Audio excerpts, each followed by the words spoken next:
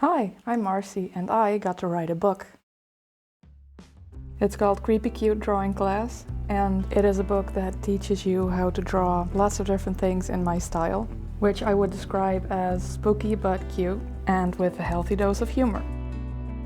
Getting to make this was one of the coolest things that ever happened to me, and it was something I dreamed of doing since I was very young, so obviously I wanted to document the whole thing.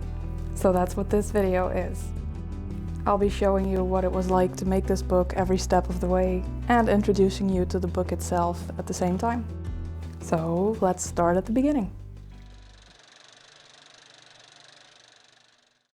In the fall of 2023, I got an email from Quarto asking me if I wanted to work on a book with them. And I was immediately excited because I know Quarto. I own a decent stack of books by them, including these ones by Beatrice Blue and Kaylee Gray, who are both artists that I admire, and I love what Quarto does. So I didn't really need to think about that at all. I got to making a test project to see if this was something I could do, and it turns out that I could. So we started work on the book pretty soon after that. They gave me 4 chapter themes to start with, and I'll tell you more about those in a bit.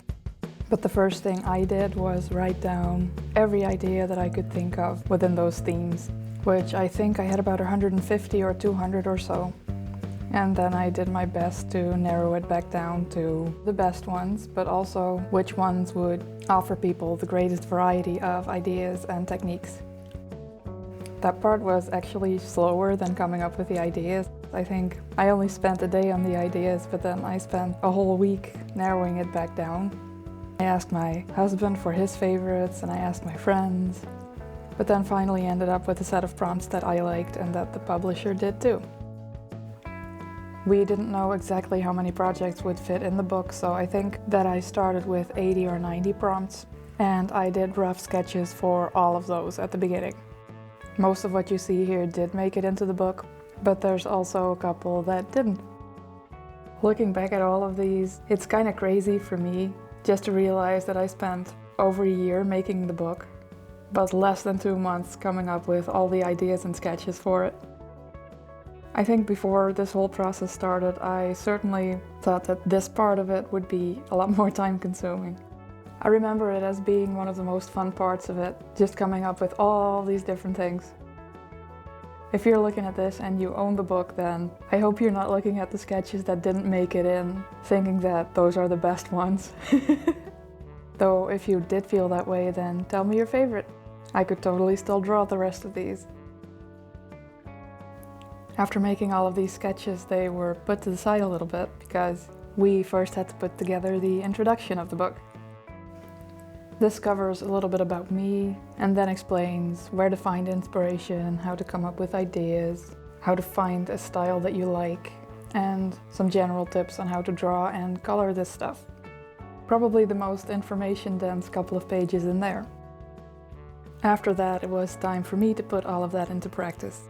I set my desk up with my inks and my paints, as well as my laptop, and that's how it stayed for about a year after.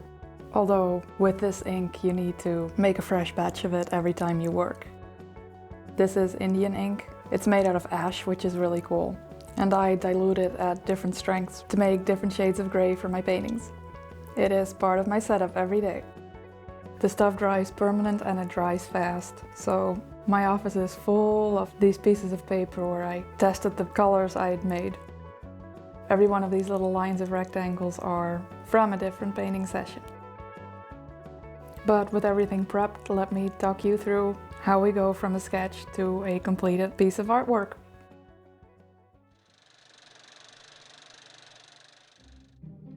The first step after sketching is always to transfer that drawing to some paper that is a little bit more durable. Most of the time I use watercolor paper for that, and I like hot press because it's nice and smooth and I don't work very big. Though some of the pieces are in marker, and for markers I use just a thicker drawing paper. The official tool for this is a light box, but I own a sun lamp for my seasonal depression, so that works really great. You can also just trace it on a window in a pinch. I just do this step in pencil because it's a little bit too hard to see the detail while it's on a light source like this. After that, it's time to trace it one more time, but this time with some kind of permanent ink. I use all kinds of things for that, but for this book, to keep it all uniform, I use the same set of pens for all the projects. I use one thicker pen for the outlines and then a second thinner one for details. And when I say details, I mean things like the texture of hair or tree bark or the bricks on a building.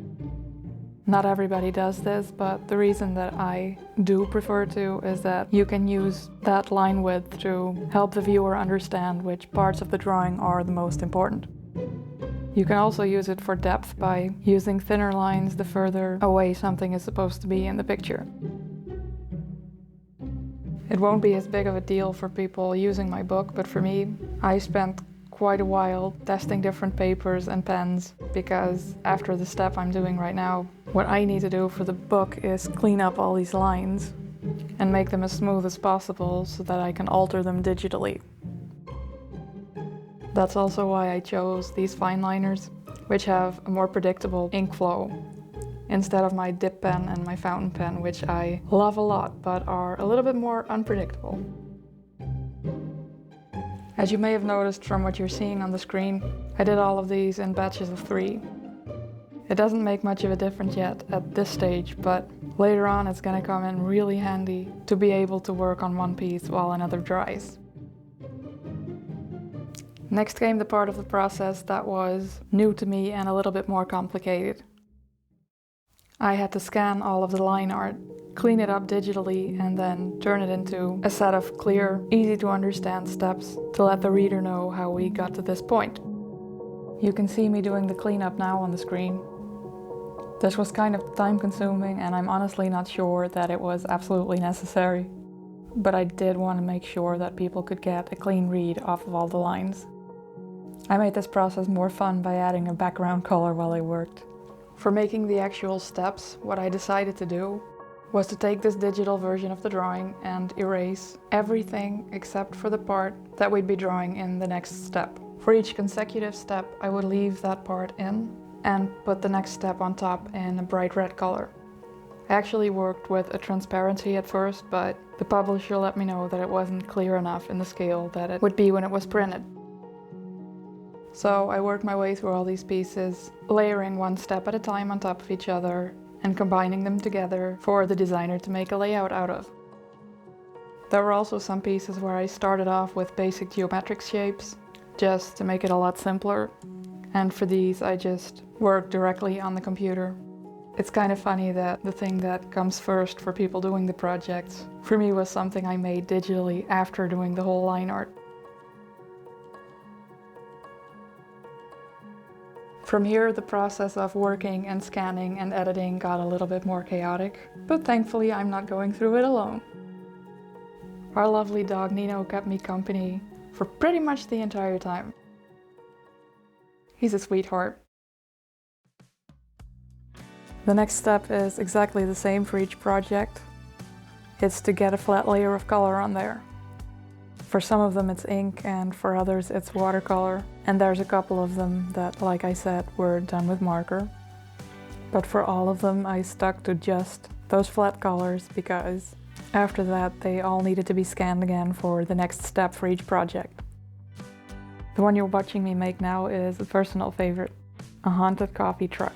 This is one of the more involved, or I guess more complicated projects, because there's kind of a lot going on in it. But I do like this a lot because I think this one gives you a lot of opportunities to get creative and change up the details, like the sign, the decorations on the truck, the customers around it. You totally could do exactly what I did and it'll look cool, but I like that people could make this into something very different. I guess I really have a thing for drink stalls, because I also did this little lemonade stand. It's another favorite of mine. I don't think you can really tell, but I designed this little zombie kid's face to look like a pumpkin, and I think he turned out cute. And like the coffee truck, I like the idea that you could follow the tutorial but still really make it your own as well. I got into a nice rhythm. scanning and cleaning up one piece while another one dried. I had quickly found that doing the same thing all day would cause strain and pain in my body, so I mostly spent the morning cleaning up my scans and creating all the steps, and then the afternoon painting like this.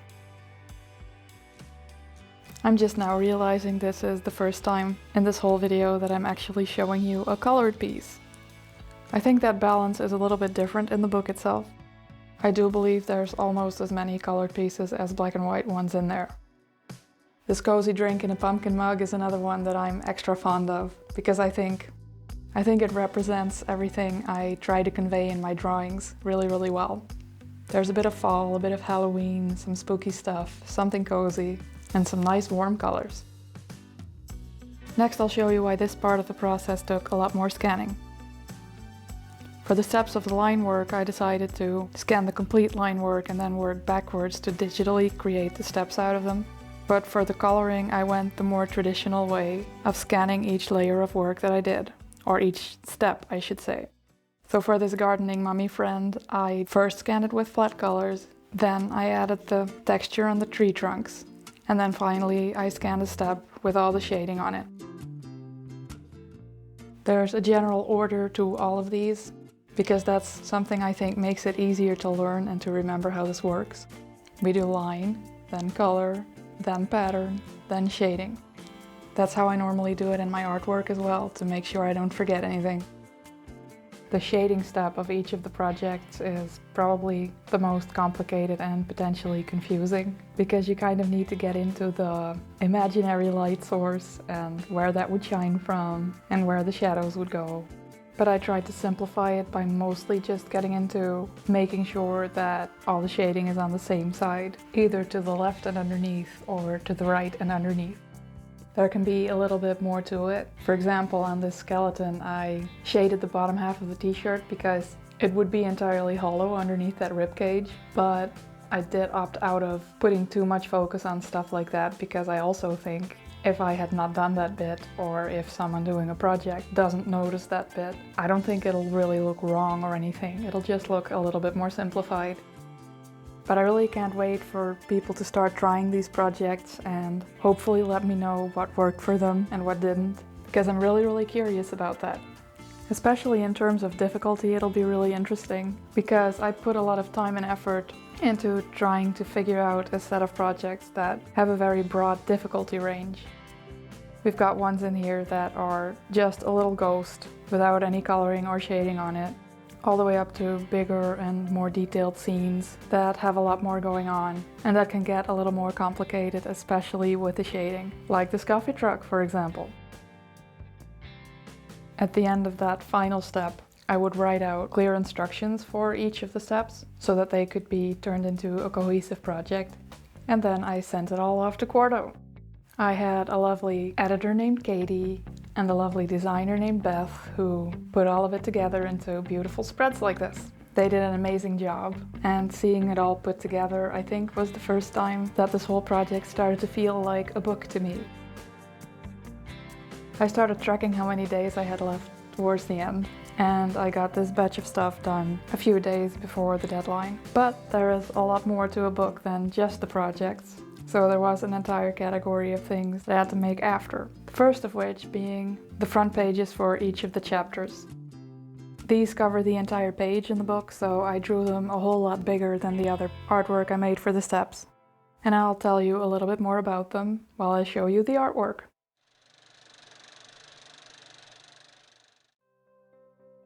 First up, we have Mulberry Forest. This is where all the animals live, both wild ones and pets. To name a few, I've got a toad, a ghost rat, a mummy cat, a hedgehog witch, and of course you've gotta have some cats. All of these chapter images feature things that are in the chapter as projects, and as you can see for the Mulberry Forest one, I picked a cat, a dog, and a mouse. Now, this isn't realistic in the slightest because the mouse would not be the same size as the other two, but nevertheless, I think this one is pretty darn cute, and I don't think we always need realism. I really like this framing on the picture as well. One of the very first pictures I ever drew in this style, about 6 or 7 years ago, I think, had exactly that frame on it, so it brings back fond memories for me personally. I keep going back and forth on this, but at least at the point of recording this, that mouse with the mushroom umbrella is my personal favorite out of everything in the book. Which I guess is a little bit surprising because there's really nothing spooky about it at all. Just something about it though. Next up we have Gourd Hamlet.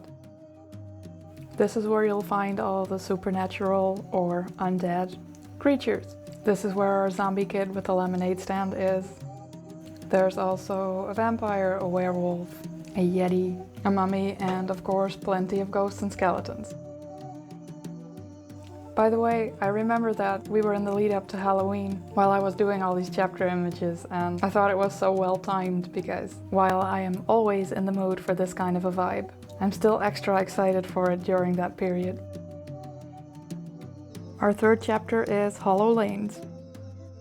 This one features all the places you might go if you lived in this spooky little world. Among them are a witch's candy shop, lots of haunted houses, as well as even some unhaunted ones.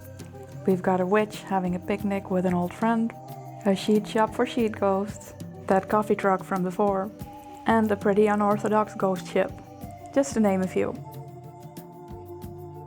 Last but not least, we've got spooky celebrations. This one has lots of Halloween stuff, of course, but also a birthday, Christmas, Easter, and lots of stuff that relates to the seasons and what makes them special. My favorite project in here is the skeletons playing in a leaf pile that you briefly saw earlier. You know, happy, comforting things.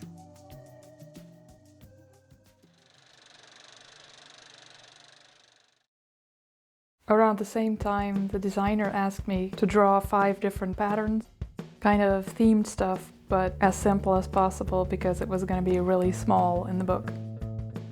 She used these to decorate all of the edges. She did an amazing job, and it was clearly a good idea because these look so nice. This is also when I designed the ornate corners that went on all the chapter pages. Like I said, it was amazing to watch all of this come together. I just submitted all these separate pieces, and then this team of people turned it into a beautiful, cohesive book. Ironically, one of the last things I made was the cover image. And we started with a different concept than we ended up with. So what you're looking at now was never used, but I did think that it would be fun to show you. I like the final design better, but I'm still fond of this too. We went through a bunch of iterations with a gravestone, a full moon, and some creatures from the book all around the edges. But ultimately we went with this bigger, more detailed gravestone shape. I like how this evokes the look of really old book covers, and I think it draws the eye nicely. This is the biggest drawing of the lot, and it was so much fun to design this and work on it. You may have already picked up on it from all the stuff I've shown you throughout this, but I really like drawing frames, so I was very much in my element for this. To make sure it was fully symmetrical, I folded a piece of paper in half lengthwise, drew half of it, and then copied that to the other side before tracing the whole thing onto a stronger sheet of watercolor paper.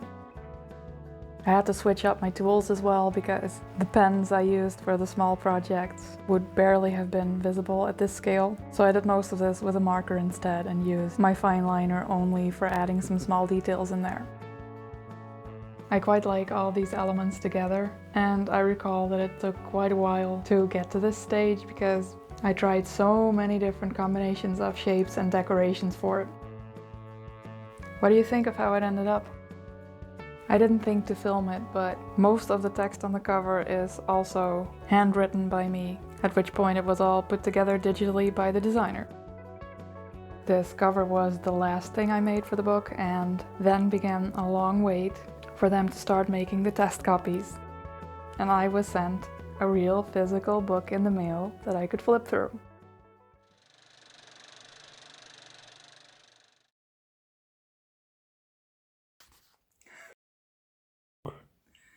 Well, are you ready? Yes, are you ready? Of course.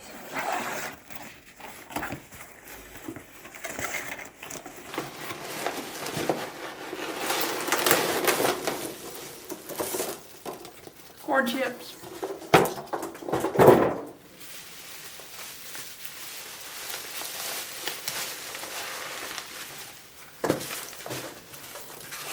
Congratulations, it says.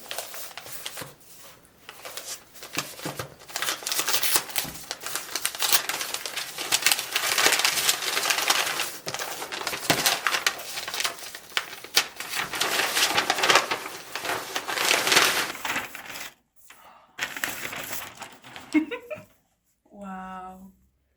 You happy with it? Look. Can you see? Yeah. It's got little shiny details on it. I see that. Can you tell in the... Yeah. Good, thank you.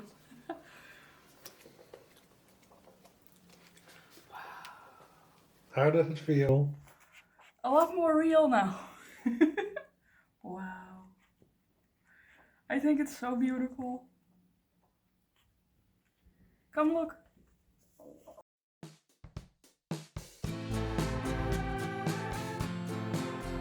So here she is, the book in all her glory. And there is one cool detail that you haven't seen yet, because I didn't get to see it until the book arrived, and that is the coloring pages in the back.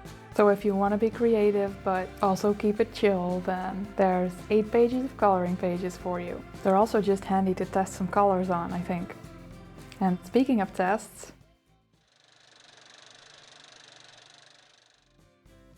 I wanted to test my book on someone who doesn't draw. My husband was kind enough to volunteer for this, and he drew this mummy cat following my instructions. I think that looks adorable, but more importantly, he said he had a lovely time doing it. I hope it'll be that way for all of you. So, if this sounds fun, check out my book, and one fun little bonus is, if you order it before the official release date, which is May 27th, 2025, then you will also get a pre-order bonus. This includes 2 more coloring pages, an extra drawing project of my little sleeping vampire art piece, and a discount code from my Etsy shop. I will pin a comment with the link to the pre-order bonus for you. And I think that is the last thing I had to tell you about this. I hope I covered everything properly, but if you have any questions about the book or even about the drawings you're making with the book, then please go ahead and let me know. Thank you so much for watching, and I'll see you in the next one. Bye!